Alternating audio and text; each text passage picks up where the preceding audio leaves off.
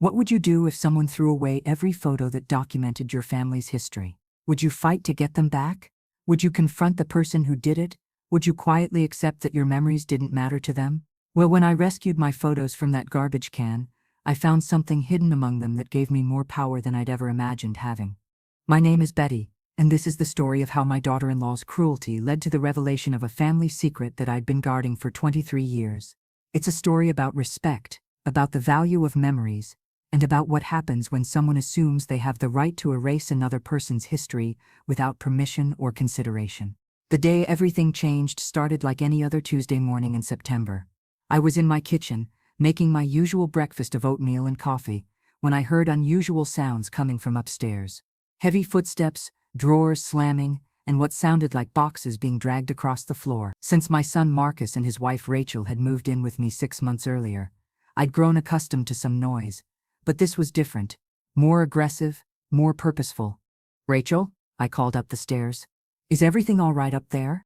"Just cleaning, Betty," came her sharp reply. "Don't worry about it. Don't worry about it." Those 4 words should have been a warning. But I trusted Rachel. Despite the tension that had been building between us since they'd moved into my home, I believed she was a reasonable person who understood boundaries and respected other people's belongings.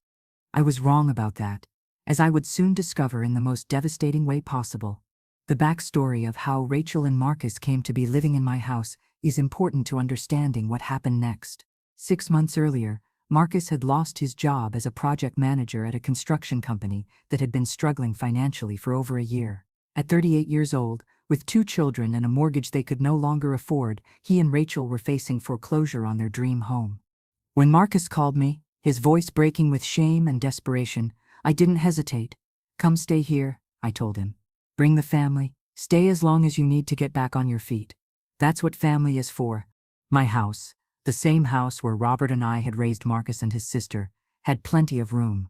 4 bedrooms, 3 bathrooms, a large living area, and a finished basement where the children could play. After Robert passed away 5 years ago, I'd been living alone in all that space, and part of me was actually excited about having family around again.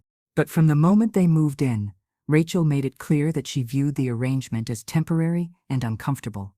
She complained about the outdated decor, the inefficient layout of the kitchen, the old-fashioned furniture that had been carefully collected over decades of marriage. She treated my home like a hotel she was forced to stay in, rather than a sanctuary provided by family who loved her. Marcus, caught between loyalty to his wife and gratitude to his mother, tried to keep the peace by avoiding conflict. When Rachel criticized my housekeeping, he stayed silent. When she made suggestions about updating my home to make it more functional for their family, he nodded along. When she started rearranging my furniture and replacing my decorations with her own, he pretended not to notice my hurt feelings. The most painful part was watching my grandchildren, Emma and Tyler, ages 10 and 7, navigate the tension between their mother's obvious discomfort and their grandmother's generous hospitality. They loved staying at my house, loved the big backyard and the attic full of treasures and the cookie jar that was always full. But they could sense their mother's disapproval, and children that age are remarkably good at absorbing adult emotions even when they don't understand the source. But what you're about to discover will change everything you think you know about this family dynamic. The first sign of serious trouble came 3 weeks after they moved in. I came home from my weekly grocery shopping trip to find that Rachel had completely rearranged my living room. The sofa that Robert and I had chosen for our 20th wedding anniversary was pushed against the far wall. The coffee table where we'd played board games with Marcus when he was young was relegated to the basement. The family photos that had covered the mantelpiece for decades were stacked in a cardboard box labeled "Betty's Old Stuff." "I hope you don't mind," Rachel said when I discovered the changes, though her tone suggested she didn't particularly care whether I minded or not. "The room flows so much better this way. More modern, more functional." I did mind. I minded deeply. But I also understood that Rachel was trying to create some sense of control in a situation where she felt powerless. Losing your home, having to depend on your mother-in-law's charity, living in someone else's space. These were difficult circumstances that could make anyone feel displaced and defensive. So I said nothing. I adapted. I told myself that furniture could be moved back, that family harmony was more important than the placement of sofas and coffee tables. I was trying to be understanding, trying to make accommodations for a family member who was struggling. But Rachel interpreted my silence as weakness. my flexibility as permission to continue making changes to my home without consulting me.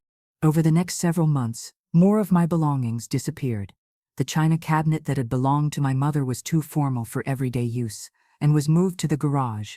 The family portraits that had hung in the hallway for 20 years were cluttering the walls and were taken down. The decorative items that Robert and I had collected from our travels were dust collectors that needed to be streamlined. Each change felt like a small erasure of my history, my identity, my right to feel comfortable in my own home. But I told myself I was being oversensitive, that these were just objects, that what mattered was having my family close by. I was wrong about that too, as I would discover when Rachel crossed a line that couldn't be uncrossed. The breaking point came on that Tuesday morning in September, though I wouldn't understand the full scope of what had happened until later that afternoon. I spent the morning in my garden tending to the roses that Robert and I had planted together 15 years earlier. Gardening had become my refuge, the one place where I could still feel connected to the home and life that Robert and I had built together. The roses were blooming beautifully, deep red flowers that reminded me of the bouquet Robert had given me on our first anniversary. When I came inside around noon, dusty and tired but satisfied with my morning's work, I noticed that the house was unusually quiet. Rachel's car was in the driveway, but I didn't hear her usual sounds: the television, music, phone conversations, or the general bustle of someone going about their day. I was washing my hands in the kitchen sink when I happened to glance out the window toward the garbage cans at the side of the house. What I saw made my heart stop. Black garbage bags.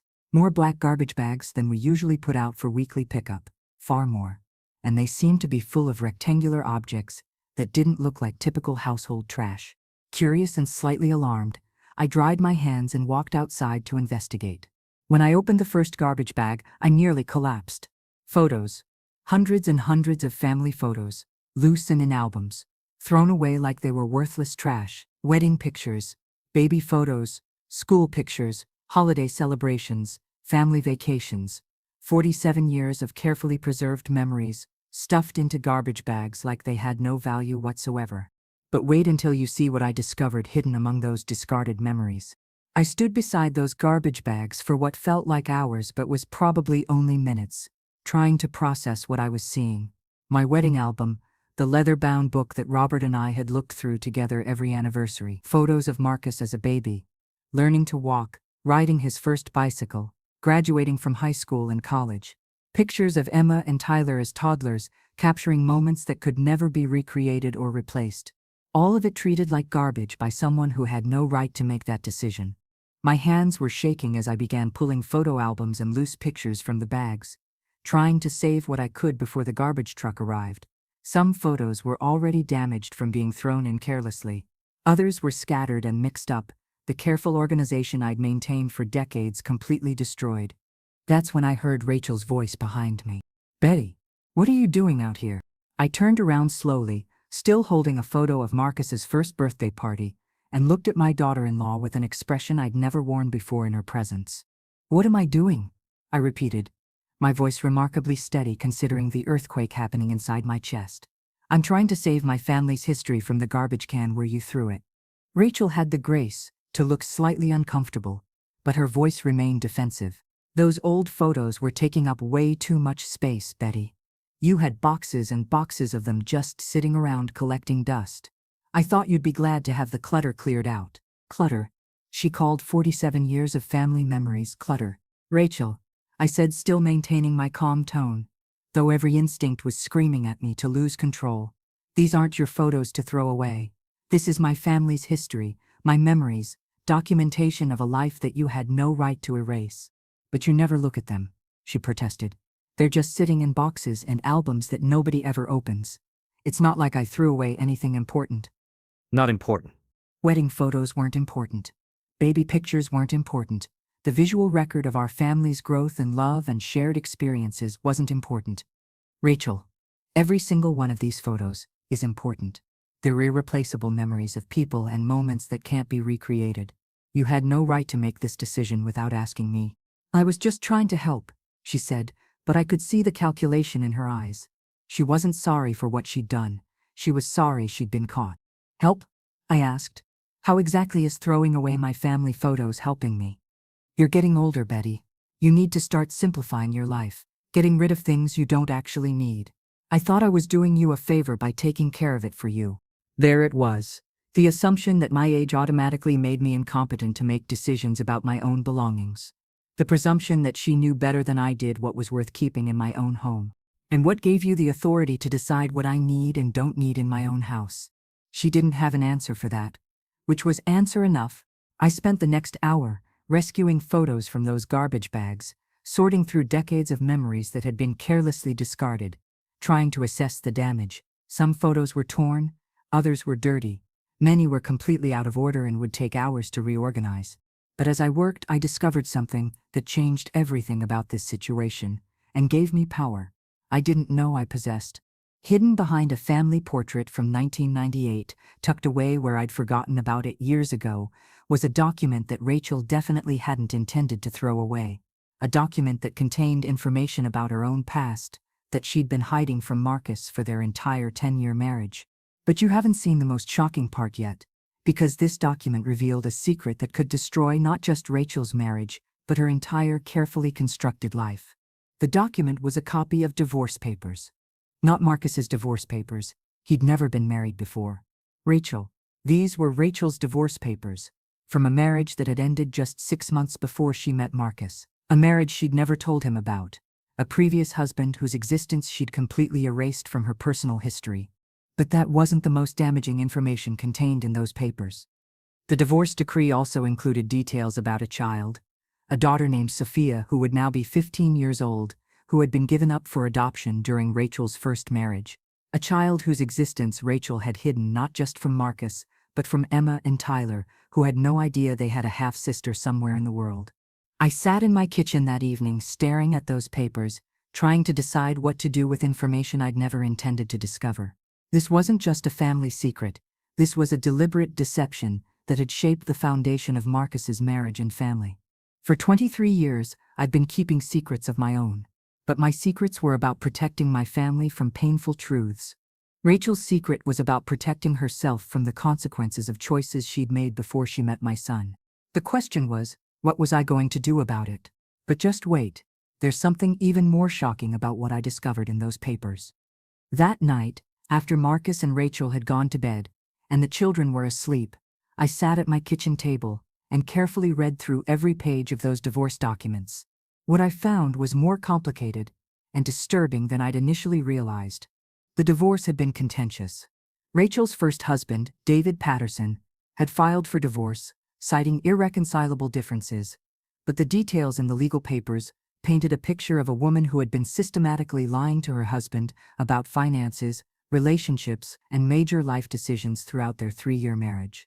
According to the documentation, Rachel had been secretly borrowing money against their shared assets, had been having an emotional affair with a coworker, and had made the decision to give their daughter up for adoption without consulting David or giving him the opportunity to raise the child himself. The adoption had been finalized just 2 weeks before Rachel moved out of their shared home and filed her own counter-divorce papers, claiming abandonment and emotional abuse, allegations that were later dismissed by the court as unfounded. But the most disturbing detail was in a supplementary document filed by David's attorney. Rachel had told the adoption agency that the father was unknown and had refused to provide his information, effectively cutting him out of any possibility of maintaining contact with his biological daughter. In other words, somewhere in the world was a man who had no idea that his daughter had been given up for adoption because his ex-wife had lied about his identity and involvement. And somewhere else was a 15-year-old girl who might be wondering about her biological parents, having no idea that her father had been deliberately excluded from her life by her mother's deception. This wasn't just about Rachel hiding a previous marriage from Marcus. This was about a pattern of deception and manipulation that had separated a father from his child and continued into her current marriage. Over the next few days, I found myself observing Rachel with new eyes. The way she controlled conversations to avoid topics that might lead to questions about her past. The way she deflected when Marcus mentioned wanting to research their family histories for the children. The way she insisted they had no contact with her extended family because they were toxic and not worth staying in touch with.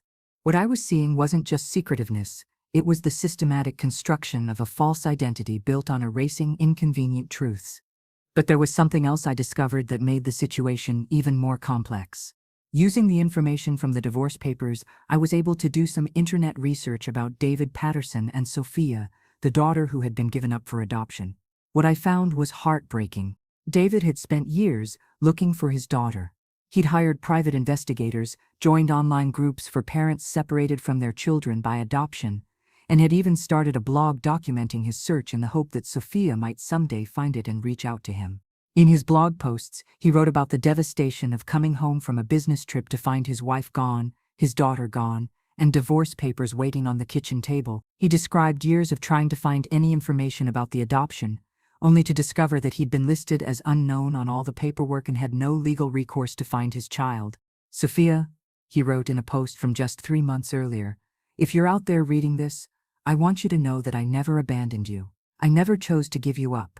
I was lied to and lied about, and I've been looking for you every day since you were taken from my life. I love you, and I've never stopped hoping that someday we'll find each other."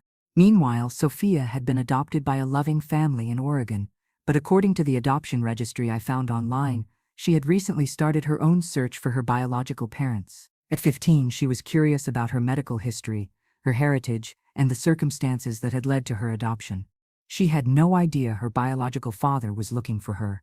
He had no idea she was looking for him. And the person who could connect them, Rachel, was living in my house, raising 2 children who didn't know they had a sister, married to a man who didn't know his wife had been previously married or had given birth to a child. The scope of the deception was staggering. But what shocked me most was what I discovered when I kept digging deeper. Rachel's pattern of creating false identities didn't start with David Patterson. Using the information from the divorce papers, I was able to trace back further into her history and discovered that Rachel Patterson had previously been Rachel Martinez, and before that, Rachel Thompson. She had been married not once before Marcus, but twice. 2 previous marriages, 2 previous identities, and a trail of discarded relationships and reinvented histories that painted a picture of someone who routinely erased parts of her life that became inconvenient. But here's what changed everything about how I viewed this situation. I realized that I wasn't the only person being deceived. Marcus was living with someone who had systematically lied about her entire past. Emma and Tyler were being raised by someone who was hiding the existence of their half-sister. And somewhere in the world, a father and daughter were searching for each other while the person who could reunite them was pretending they didn't exist. This wasn't just about my photos anymore. This was about truth, justice, and the right of people to know their own family history. The question was, what was I going to do about it? But wait until you see what I discovered when I looked more closely at why Rachel had been so eager to get rid of my photos in the first place. 3 days after discovering the divorce papers, I made a connection that changed everything about how I understood Rachel's motivations for throwing away my photos. I was reorganizing the rescued pictures, trying to sort them back into chronological order, when I came across a photo from Marcus and Rachel's engagement party 8 years ago. It was a group shot taken at the restaurant where they'd celebrated, and I'd invited several of my longtime friends and their families to join us for the occasion. In the background of that photo, barely visible unless you knew what you were looking for, was a woman I hadn't noticed at the time. She was sitting at a table across the restaurant, not part of our celebration, just another patron enjoying dinner. But now, having seen the divorce papers and done my internet research, I recognized her immediately. It was Sophia's adoptive mother, Karen Williams. I recognized her from the adoption family photos I'd found on social media during my research into Sophia's current life. At first, I thought it was just a bizarre coincidence.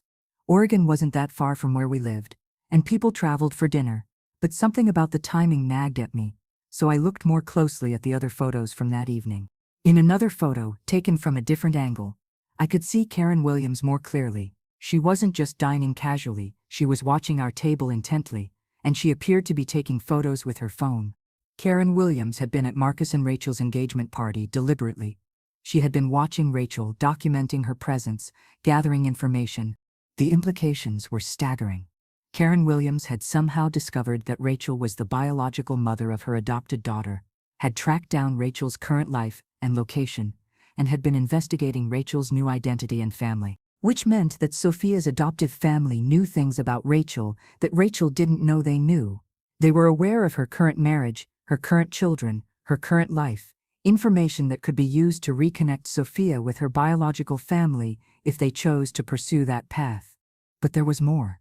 When I looked through other photos from family events over the past few years, I found Karen Williams in the background of 3 more occasions: Marcus's birthday party 2 years ago, Emma's school play last spring, and Tyler's baseball game just 6 months ago. Rachel was being watched, had been being watched for years, and she had no idea. That's when I understood why Rachel had been so eager to get rid of my photo collection. Somewhere in her subconscious, she must have sensed the danger of having too much documentation of her current life, too many images that could be used to track her movements and activities.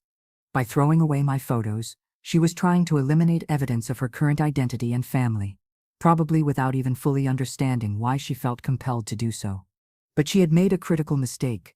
In her haste to destroy the documentation of our family's recent history, she had inadvertently given me access to the documentation of her own hidden history. The divorce papers she'd forgotten about, tucked behind that family portrait, contained information that not only exposed her deception, but also provided the key to reconnecting a father with his daughter. I now possessed David Patterson's full name, his last known address, his social security number, and the case number for the adoption proceedings. I had Sophia's birth name, her date of birth, and the name of the adoption agency that had handled her case. I had Karen Williams' contact information from the social media profiles I'd found during my research. In other words, I had everything I needed to facilitate the reunion that David and Sophia had both been hoping for. And Rachel had been working to prevent. The question was no longer what I was going to do about Rachel's deception. The question was whether I had the right to reunite a family that had been torn apart by lies, even if doing so would destroy the life that Rachel had built on the foundation of those lies. But just wait, because there's something even more shocking about what I discovered when I decided to contact David Patterson directly. When I called the phone number listed in the divorce papers, a number that was 8 years old and might not even be current, I expected to get a disconnected line or a stranger who had no idea what I was talking about. Instead, David Patterson answered on the second ring, and when I explained who I was and why I was calling, his reaction was not at all what I expected. "Mrs. Williams," he said, his voice shaking with emotion, "I've been waiting for this phone call for 8 years. Karen Williams has been sending me updates about Sophia through the adoption agency's intermediary program. I know about Rachel's current marriage and children. I know about you and your family.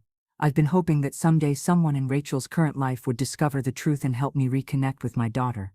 Karen Williams, Sophia's adoptive mother, had been the woman in my photos not because she was spying on Rachel, but because she had been trying to find a way to approach Rachel's new family with information about Sophia's desire to meet her biological parents. "Sophia has been asking about her birth parents since she turned 13, David explained. "Karen tried to contact Rachel directly several times, but Rachel has changed her name and moved multiple times since the divorce. Karen has been documenting Rachel's current life and family in the hope of finding a way to approach the situation sensitively." "And you've known about Marcus and the children all this time?" I asked. "I've known that Rachel remarried and had more children. I've been hoping that her new husband might be more reasonable about allowing Sophia to have contact with her biological family.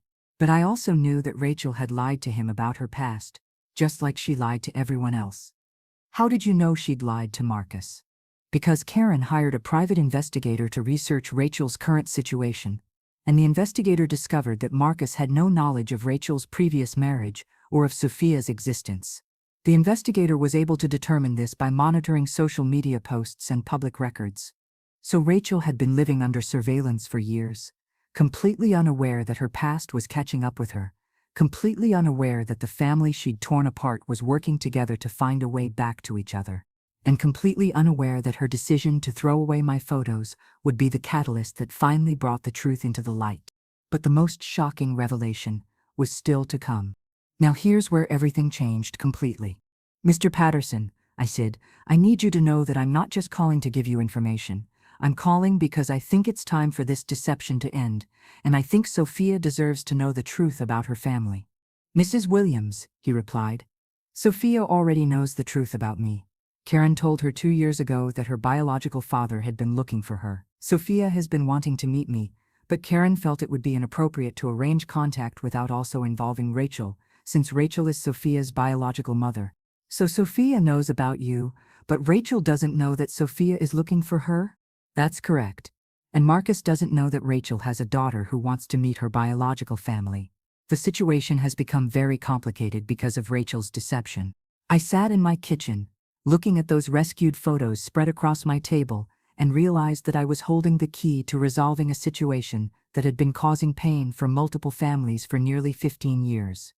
What would happen, I asked carefully, if Rachel's current family learned the truth? I don't know, David admitted.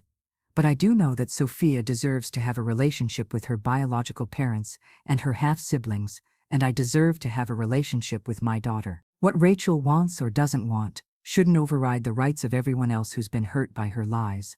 And you think Marcus would be supportive of Sophia being part of the family? From what I've been able to learn about your son, he seems like a decent man who values family and honesty.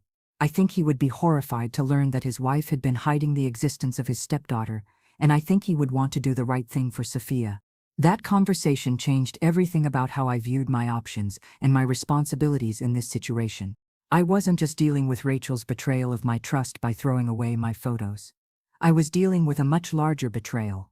Her systematic deception of everyone who loved her, including her current husband and children, and her deliberate separation of a father from his daughter.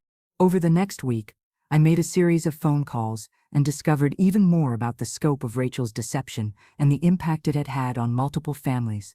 Karen Williams, Sophia's adoptive mother, had been trying for 3 years to find a way to contact Rachel's current family without creating a crisis that might harm Sophia emotionally. She had consulted with counselors, mediators, and legal experts, all of whom had advised her that the situation was too complex to resolve without professional intervention. "We've been waiting for the right moment and the right approach," Karen explained when I called her. "Sophia is at an age now where she's mature enough to handle complex family dynamics, but we've been worried about the impact on Rachel's other children and husband when they learn about the lies she's been telling." What does Sophia know about her current situation? She knows that her biological mother remarried and has 2 other children. She knows that her biological father has been looking for her. She knows that her biological mother has never acknowledged her existence to her current family. And she knows that bringing this situation into the open could cause a lot of pain for everyone involved. And what does she want? She wants to meet her biological father. She wants to meet her half-siblings. And she wants her biological mother to acknowledge her existence and explain why she was given up for adoption without her father's knowledge or consent. In other words, Sophia was ready for a truth-telling that Rachel had been avoiding for 15 years. The more I learned, the clearer it became that my discovery of those divorce papers wasn't an accident. It was an opportunity to right wrongs that had been festering for over a decade, to reunite family members who had been deliberately kept apart, and to force Rachel to face the consequences of her deception.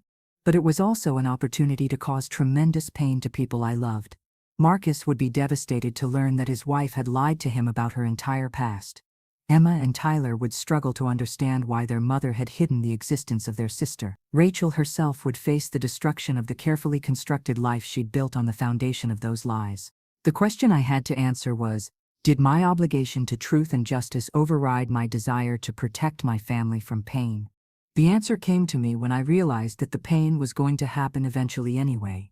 Rachel's lies were too extensive, too documented, too actively being investigated by too many people to remain hidden much longer. The only question was whether the truth would come out in a way that allowed for healing and family connection, or in a way that caused maximum damage and trauma. I decided that Sophia deserved to meet her father and her half-siblings. David deserved to have a relationship with his daughter. Marcus deserved to know the truth about the woman he'd married. And Emma and Tyler deserved to know they had a sister who wanted to be part of their lives. But Rachel deserved something too, the opportunity to tell her own story, to explain her choices, and to be part of the healing process rather than just a victim of exposure. So I made a decision that would change everything for everyone involved. But you won't believe what happened when I implemented my plan to bring the truth into the open.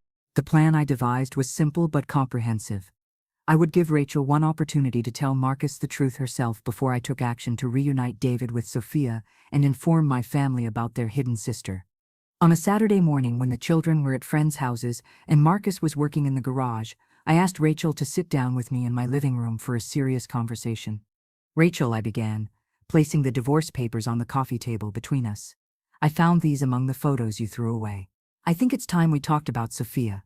The color drained from her face so quickly I was afraid she might faint. She stared at those papers like they were a poisonous snake that had suddenly appeared in her path. I don't know what you're talking about, she said, but her voice was barely a whisper. Sophia Patterson Williams. Your daughter, born March 15, 2008, given up for adoption when she was 6 months old. The daughter whose father has been looking for her for 15 years. The daughter who wants to meet her biological family. Rachel's hands were shaking as she reached for the papers. How do you know all this? I know because I've spent the past 2 weeks researching your past, talking to David Patterson, and coordinating with Sophia's adoptive family. I know that you've been hiding a daughter from Marcus and the children. I know that you lied on the adoption papers to prevent David from finding his child. And I know that Sophia is 15 years old and wants desperately to meet her father and her half-siblings.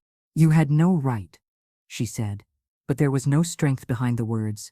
I had every right to investigate after you threw away my family photos without permission. What I discovered was that you've been lying to my son about your entire past, and in the process, you've been preventing a father from reuniting with his daughter and preventing your own children from knowing their sister. Rachel buried her face in her hands and began to cry. Not the manipulative tears I'd seen her use to get her way in other situations, but the deep, wrenching sobs of someone whose carefully constructed world was crumbling around her. You don't understand, she finally managed to say. I was 19 years old, and terrified. David was talking about wanting more children, wanting to expand our family, but I could barely handle the one child we had. I was having panic attacks, depression, and I felt like I was drowning. So you gave Sophia up for adoption without telling her father? I thought it was the best thing for everyone. David would have insisted on keeping her, and I knew I couldn't be the mother she deserved. I thought if I just started over, everyone would be better off. And you thought lying about David being the father was acceptable.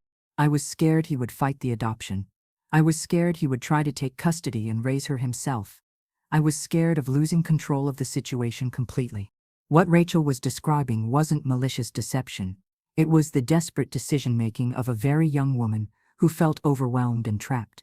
But the impact of those desperate decisions had been devastating for everyone involved. Rachel, I understand that you were young and scared, but Sophia is now 15 years old, and she's been wondering about her biological parents for years. David has been searching for her for over a decade. Marcus has been living a marriage based on lies. Emma and Tyler have been growing up not knowing they have an older sister. Your decisions 15 years ago are still causing pain today. What do you want me to do? She asked, looking up at me with eyes full of fear and desperation. I want you to tell Marcus the truth. I want you to contact David Patterson and apologize for the lies you told. And I want you to meet Sophia and explain to her why you made the choices you made. And if I refuse, then I'll tell Marcus myself, and I'll facilitate Sophia's reunion with her father without your involvement. But Rachel, this is your chance to be part of the healing process instead of just being exposed by it. The silence that followed was the longest of my life.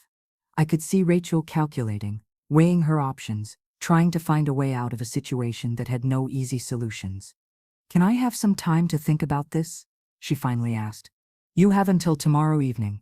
After that, I'm calling David Patterson and arranging for him to meet Sophia with or without your participation. That night, I heard Rachel and Marcus talking in their bedroom until almost 3 in the morning. I couldn't make out the words, but the tone of the conversation told me that Rachel had decided to tell Marcus at least part of the truth. The next morning, Marcus came into my kitchen looking like he'd been hit by a truck. Mom, he said, his voice hoarse from exhaustion and emotional strain. Rachel told me about Sophia, about her first marriage, about the adoption, about everything she's been hiding. How do you feel about it? Devastated, confused, angry, but also hopeful, I think. We have another daughter, Mom. Somewhere out there is a 15-year-old girl who's part of our family, and she wants to meet us. And how do you feel about Rachel's deception? That's more complicated. I understand why she was scared when she was 19. I don't understand why she continued lying for 8 years of marriage. But I also know that if we're going to move forward as a family, we need to focus on healing rather than punishment. This was exactly the response I'd hoped for from my son. Mature, thoughtful, and focused on what was best for everyone involved, rather than just his own hurt feelings. What does Rachel want to do now? She wants to meet Sophia. She wants to apologize to David Patterson, and she wants to figure out how to tell Emma and Tyler that they have a sister without traumatizing them in the process. And what do you want to do? I want to meet my stepdaughter. I want her to know that she has a family who loves her and wants her to be part of our lives, and I want to make sure that David Patterson gets the relationship with his daughter that he's been denied for 15 years. That afternoon, I made the phone calls that would change our family forever. First, I called David Patterson. Mr. Patterson, this is Betty Williams. Rachel has told Marcus the truth, and they both want to meet Sophia and facilitate her reunion with you. The silence on the other end of the phone lasted so long I thought the connection had been lost. Are you serious? He finally asked, his voice breaking with emotion. I'm completely serious. Would you be willing to meet with Rachel and Marcus to discuss how to move forward in a way that's best for Sophia? I would drive across the country tonight if it meant I could see my daughter again. That won't be necessary. We're going to arrange a meeting here in town, with Sophia's adoptive parents present, so everyone can discuss how to handle this situation in a way that honors Sophia's needs and feelings. The second call was to Karen Williams, Sophia's adoptive mother. Mrs. Williams, this is Betty Williams, Rachel's mother-in-law. I believe we need to arrange a meeting between all the adults involved in Sophia's life so we can figure out how to move forward in a way that's healthy for everyone, especially Sophia. Oh my goodness, Karen said. We've been hoping for this moment for 3 years. How is Sophia going to react when she finds out that her biological family is ready to meet her? How do you think she'll react? She's going to be over the moon. She's been talking about this reunion almost every day since she turned 15. She's been ready for this for much longer than the adults have been. The meeting we arranged took place the following Saturday at a family counseling center that specialized in adoption reunions. Present were David Patterson, Rachel and Marcus, Karen and James Williams, Sophia's adoptive parents, a professional mediator, and me as the family member who had initiated the truth-telling process. Sophia was not present at this first meeting. The adults wanted to establish ground rules and expectations before involving her in what could be an emotionally overwhelming situation. The conversation was difficult, but productive. Rachel apologized to David for the lies she'd told and the pain she'd caused. David expressed his hurt and anger, but also his gratitude that the truth had finally come to light. Marcus asked questions about what kind of relationship Sophia wanted with her biological family and her half-siblings. Karen Williams shared information about Sophia's personality, interests, achievements, and emotional needs. James Williams talked about their family's commitment to supporting Sophia's relationship with her biological family while maintaining their role as her primary parents. By the end of that 3-hour meeting, we had a plan.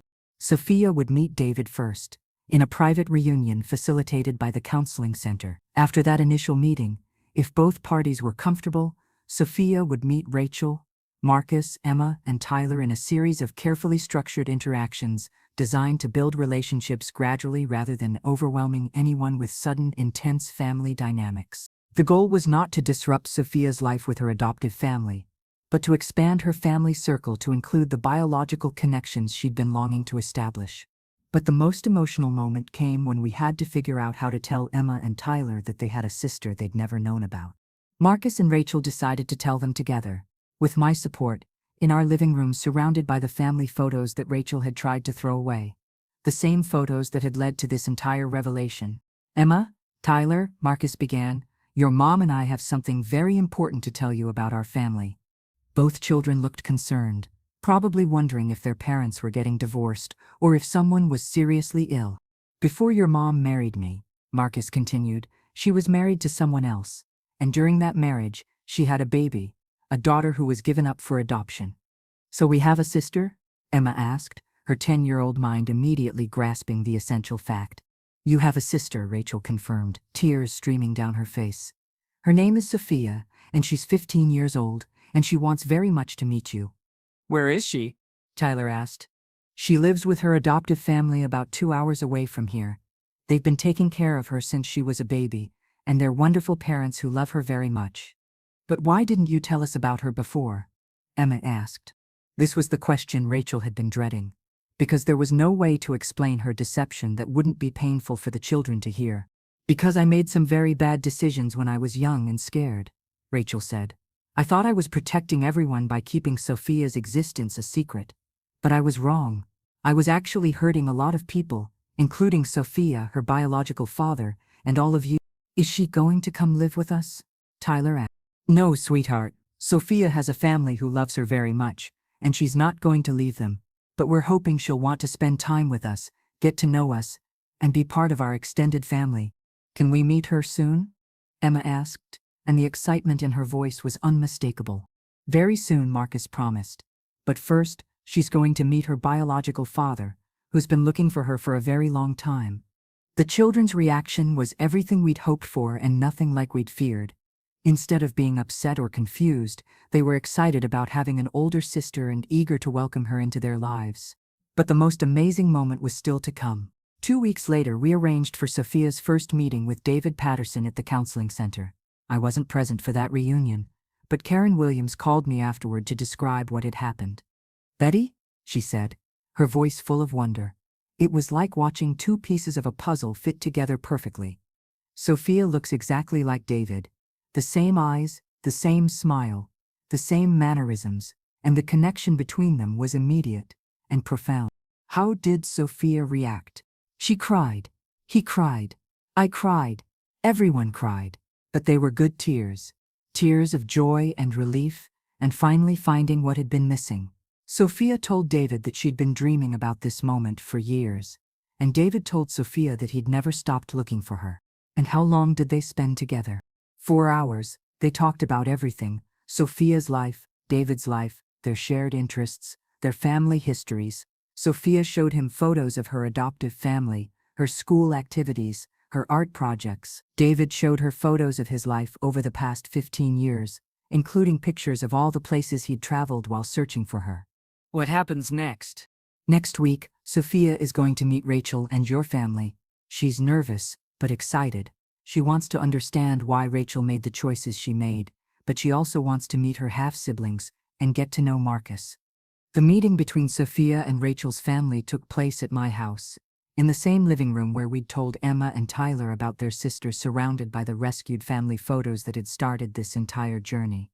Sophia walked into my home like she belonged there, which in many ways, she did. She was beautiful, tall for her age, with David's dark eyes and Rachel's delicate features, carrying herself with the quiet confidence of a young woman who had been loved and supported throughout her life. The conversation was initially awkward, with everyone trying too hard to make a good impression, but within an hour, the awkwardness faded as Sophia, Emma, and Tyler discovered they shared interests in art, music, and books. Marcus asked thoughtful questions about Sophia's school and hobbies. Rachel listened more than she spoke, clearly overwhelmed by meeting the daughter she'd given away 15 years earlier. But the breakthrough moment came when Sophia looked directly at Rachel and asked the question we'd all been anticipating. Why did you give me up for adoption without telling my dad where I was? Rachel took a deep breath and gave Sophia the most honest answer she could manage. Because I was 19 years old and terrified. I was struggling with depression and anxiety, and I felt like I was drowning. I thought that if I could just start over, everyone would be better off. I was wrong about that, and I'm sorry that my fear caused so much pain for so many people. Do you regret giving me up for adoption? Sophia asked. I regret the way I did it, Rachel said carefully. I regret lying and causing pain, but I don't regret that you ended up with Karen and James, because they've given you a life full of love and opportunities that I wasn't capable of providing when I was 19. But do you want to have a relationship with me now? More than anything in the world, but only if that's what you want too. Sophia smiled for the first time since arriving. I want to be part of this family. I want to get to know my half-siblings and my stepfather. I want to understand where I come from and how I fit into this bigger story. And that's how our family grew from 5 people to 6. Not through birth or marriage, but through truth-telling and the courage to face the consequences of past mistakes. Over the months that followed, Sophia became a regular presence in our lives. She spent alternate weekends with us, participated in family celebrations, and developed close relationships with Emma and Tyler that enriched all of their lives.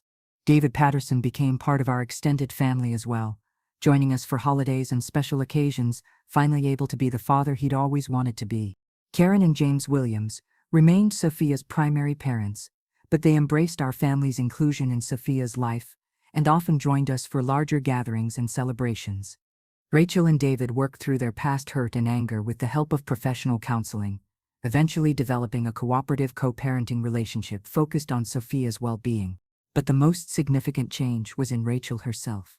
Freed from the burden of maintaining lies about her past, she became more honest, more open, and more willing to take responsibility for her mistakes. The energy she'd been spending on hiding her past could now be redirected toward building healthy relationships based on truth rather than deception. 6 months after our first family meeting, I was organizing the photos that had been rescued from those garbage bags. The same photos that had started this entire journey when I came across a new addition to our family collection. It was a photo from Emma's 11th birthday party, showing all 3 of my granddaughters together for the first time. Emma and Sophia and little Tyler all laughing at something one of them had said. In the background, David and Marcus were deep in conversation, having developed an unexpected friendship based on their shared love for Sophia and their mutual respect for each other's role in her life. The photo captured something that hadn't existed 6 months earlier, a family that was bigger, more complex, and more connected than any of us had imagined possible. I had that photo framed and placed it on my mantelpiece, right next to the wedding picture of Robert and me that Rachel had tried to throw away. Together, these 2 photos told the story of how families grow, change, adapt, and heal when people have the courage to choose truth over convenience. The family photos that Rachel threw away in an attempt to erase history had instead become the catalyst for creating new history that included everyone who belonged in our family story, instead of just the people whose existence was convenient to acknowledge.